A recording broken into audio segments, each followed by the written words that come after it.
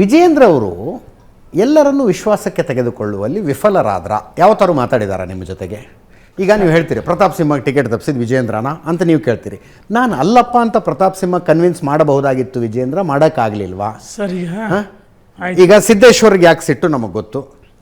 ಅರವಿಂದ್ ಲಿಂಬಾವಳಿ ಅವರು ಅವ್ರಾಗ ಆ ಟೀಮ್ನಲ್ಲಿದ್ದಾರೆ.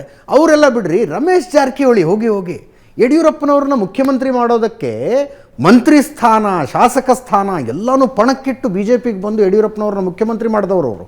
ಅಂಥವರೇ ಇವರು ವಿರುದ್ಧ ಅಂದರೆ ಸಮಥಿಂಗ್ ಇಸ್ ಸೀರಿಯಸ್ಲಿ ರಾಂಗ್ ಅಲ್ಲ? ಲೋಕಸಭೆ ಚುನಾವಣೆಗೆ ಯಾರಿಗೆ ಟಿಕೆಟ್ ಕೊಡಬೇಕು, ಯಾರಿಗೆ ಕೊಡಬಾರದು ನಿರ್ಣಯವನ್ನು ರಾಷ್ಟ್ರೀಯ ನಾಯಕರು ಮಾಡಿದ್ದಾರೆ. ಸರ್, ವಿಜೇಂದ್ರ ಯಡಿಯೂರಪ್ಪನ ಪ್ರಶ್ನೆ ಅಲ್ಲಿದು. ಯಾವುದಾದ ಕಾರಣಕ್ಕೆ ಇದು ಗೊತ್ತಿಲ್ವಾ ಪ್ರತಾಪ್ ಸಿಂಹ ಅವರಿಗೆ? ಪ್ರತಾಪ್ ಸಿಂಹ ಎಲ್ಲರಿಗೂ ಗೊತ್ತಿರುತ್ತೆ. ಕೆಲವೊಂದು ಸತಿ ಆತ್ಮಾವಲೋಕನ ಮಾಡ್ಕೊಳ್ಬೇಕು. ನಾನು ಪ್ರತಾಪ್ ಸಿಂಹ ಬಗ್ಗೆ ಯಾರ ಬಗ್ಗೆ ವೈಯಕ್ತಿಕ ನಾನು ಬೆಟ್ ಮಾಡಿ ತೋರಿಸಲ್ಲ. ನಾನು ಹೇಳೋದು, ನನ್ನ ಸೋಲ್ಸಿರಪ್ಪ ಅಂದರೆ ಯಾಕೆ ಸೋಲ್ಸಿದ್ರೆ ಅರ್ಥ ಮಾಡ್ಕೋಬೇಕು.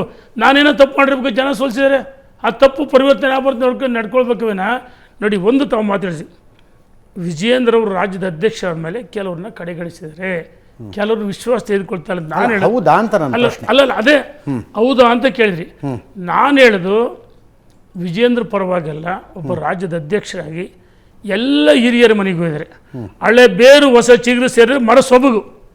ಬರೀ ಹಿರಿಯರಿಂದ ಅಲ್ಲ, ಅದು ಮಧ್ಯವಯಸ್ಕರಿಂದ ಅಲ್ಲ, ಯುವಕರಿಂದ ಅಲ್ಲ, ಸಾಮರಸ್ಯ, ಬರೀ ಸಂಘರ್ಷನೇ ಇರಬಾರ್ದು. ಅವರು ಎಲ್ಲರ ಮನೆಗೆ ಹೋಗಿದ್ದಾರೆ. ಯಾರೋ ಒಬ್ಬಿಬ್ಬರು ನಮ್ಮನೆ ಬರಬೇಡ ಅಂದರೆ ಆದರೂ ಕೊನೆವರೆಗೂ ಪ್ರಯತ್ನ ಮಾಡಿದ್ದಾರೆ. ಕೊನೆಯವರೆಗೂ ಪ್ರಯತ್ನ ಮಾಡಿದರೆ, ಎಲ್ಲರ ವಿಶ್ವಾಸವನ್ನು ಗಳಿಸ್ತಕ್ಕಂಥ ಪ್ರಯತ್ನವನ್ನು ಮಾಡಿದರೆ ಈ ನಾಡಿನ ಕಾರ್ಯಕರ್ತರು, ಯುವಕರು, ಹಿರಿಯರು ಯಡಿಯೂರಪ್ಪನವ್ರಿಗೆ ಹೆಂಗೆ ಒಳ್ಳೆ ವಿಶ್ವಾಸ ತೋರಿಸಿದ್ರು. ವಿಜೇಂದ್ರ ಅವರು ಕೇವಲ ಯುವಕರ ಕಣ್ಮಣಿ ಅಲ್ಲ. ನನಗಂತೇಳಿ ವಿಜೇಂದ್ರ ಪರವಾಗಿ ಮಾತಾಡ್ತಲ್ಲ, ಎಲ್ಲ ಹಿರಿಯರ ಆಶೀರ್ವಾದವನ್ನು ಪಡೆಯೋಕ್ಕೆ ಪ್ರಯತ್ನ ಮಾಡ್ತಿದ್ದಾರೆ.